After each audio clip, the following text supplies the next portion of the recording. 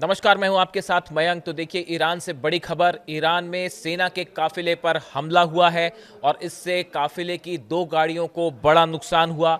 ये खबर आई है दक्षिण पूर्वी इलाके के ईरान के हिस्से से। महमूदाबाद इलाका बताया जा रहा है। यहां पर सेना का एक काफिला जा रहा था जिसमें ब्लास्ट हुआ, धमाका हुआ और सेना के 2 वाहन जो हैं वो बुरी तरह से क्षतिग्रस्त हुए हैं।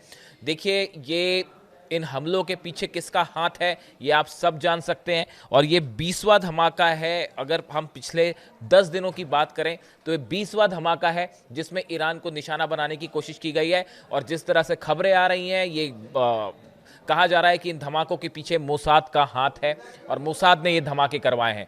लेकिन इसके साथ ही 2-3 बड़े डेवलपमेंट है। देखिए, जब से ये धमाका हुआ मैं इसको फॉलो कर रहा था कि क्या इसमें क्या चीज़ें निकल के आती हैं और आप तक सटीक जानकारी पहुंचाई जाए।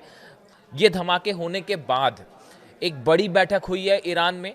ईरान की सेना के जितने बड़े अधिकारी थे वो इस बैठक में शामिल हुए। देखिए, अब से पहले जितने भी धमाके हुए हैं ईरान में, वो धमाके ऐसे हुए हैं जिसमें सीधे तौर पर सेना को निशाना नहीं बनाया गया। वो एक मॉल में धमाका होता है, बंदर अब्बास में एक बिल्डिंग में धमाका हुआ। इस तरह के अलग अलग ठिकानों पर धमाकों की खबरें आई। लेकिन देखिए, ये पहला मौका है अगर हम इस बार की बात करें जिसमें ईरान की सेना के काफिले को सीधा निशाना बनाया गया है, सीधा हमला किया गया।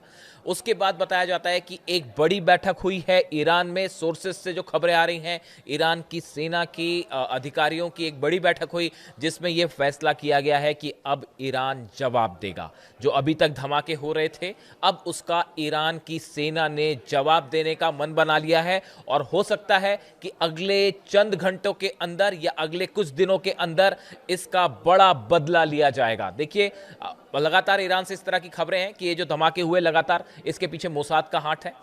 अगर आप जो एक्सपर्ट्स बताते हैं कि देखिए, जब आप सीधे तौर पर ईरान को जंग में नहीं हरा पाए, आप बातचीत में ईरान को नहीं झुका पाए, तो अब ऐसी स्थिति में ये एक कोवर्ट ऑपरेशन चल रहा है और आतंकी गतिविधियां करके जो है वो ईरान को डराने की कोशिश हो रही है। ईरान में धमाके करके ईरान को एक प्रकार से जो है उकसाया जा रहा है।